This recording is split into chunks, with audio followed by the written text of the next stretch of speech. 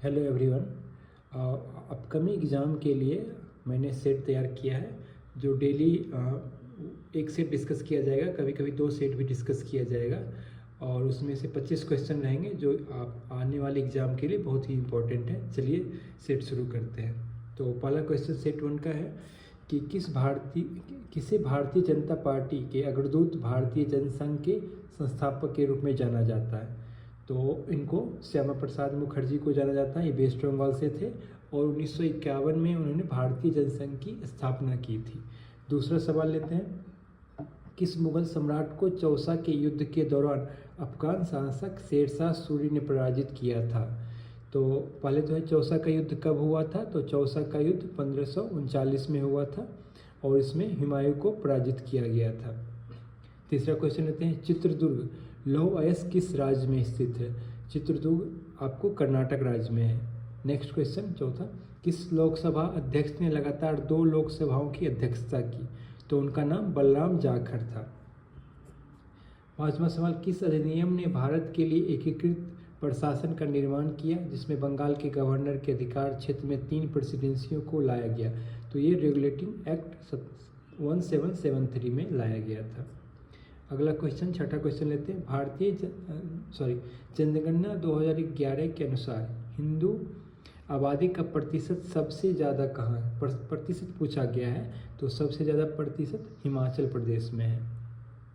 Next question लेते हैं, होमरू जल डमरू मध्य किस खाड़ी के बीच स्थित है? तो ये फारस और ओमान की खाड़ी के बीच में स्थित। ये जल डमरू मध्य वगैरह याद रखिएगा, बहुत इंपॉर्टेंट क्वेश्चन आता है यहाँ से। और नेक्स्ट 8वां क्वेश्चन, 2011 की जनगणना के अनुसार भारत का बाल लिंगानुपात क्या है? तो 2011 की जनगणना के अनुसार बाल लिंगानुपात 919 है, जो कि 0 से 6 आयु वर्ग में लिंगानुपात को देखा जाता है। 9वां क्वेश्चन देखते हैं, कृत्रिम वर्षा के लिए सबसे अधिक किस रसायन का उपयोग किया जाता है? तो आप जानते होंगे सिल्वर आयोडाइड का उपयोग किया जाता है।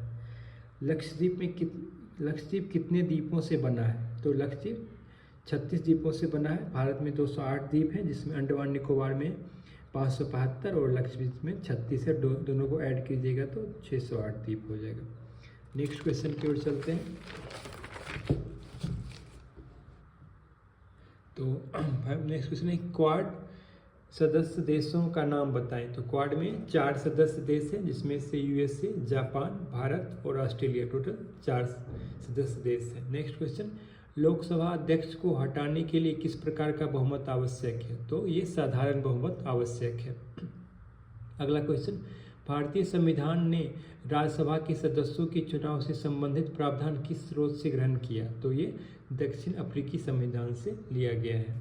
अगला क्वेश्चन, 2 या 2 से अधिक राज्यों के लिए एक समान उच्च न्यायालय स्थापित करने की शक्ति संविधान के किस अनुच्छेद में दी गई है? तो अनुच्छेद 231 में दिया गया है, जिसमें कि 2 या 2 से अधिक राज्यों के लिए एक उच्च न्यायालय का स्थापना किया जाता है जो अनुच्छेद 231 में है। नेक्स्ट क्वेश्चन, अस्थायी बंदोबस्त 1793 में लॉर्ड कॉर्नवालिस द्वारा कहाँ लागू किया गया? तो ये बिहार, बंगाल और उड़ीसा में लागू किया गया था। किस अभिलेख में समुद्रगुप्त को एक परम भागवत कहा गया? तो ये इलाहाबाद स्तंभ लेख, जिसमें जो बहुत ज़्यादा ही फेमस है समुद्रगुप्त से रिलेटेड, तो इसे याद रखिएगा।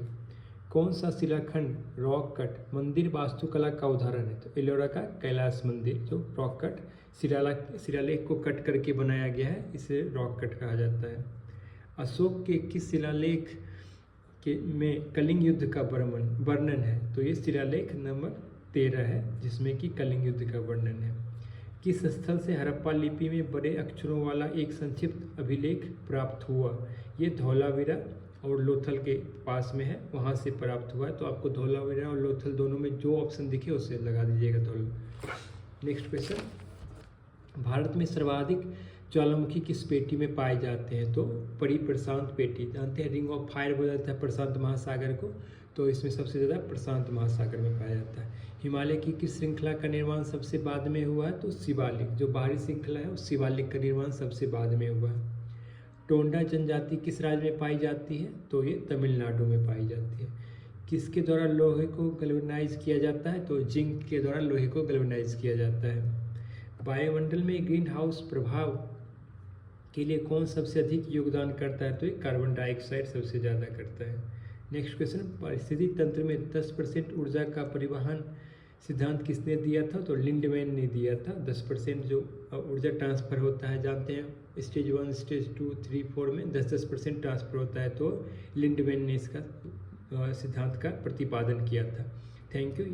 नेक्स्ट सेट में फिर 25 क्वेश्चन डिस्कस करेंगे। जो भी मोस्ट इंपॉर्टेंट क्वेश्चन होगा उसे डिस्कस किया जाएगा, और वो आपके आने वाले रेलवे हो, बीपीएससी, बीएससीसी, स्टेट पीसीएस, सारे एग्जाम के लिए बहुत इंपॉर्टेंट क्वेश्चन, ये आस्क्ड क्वेश्चन है।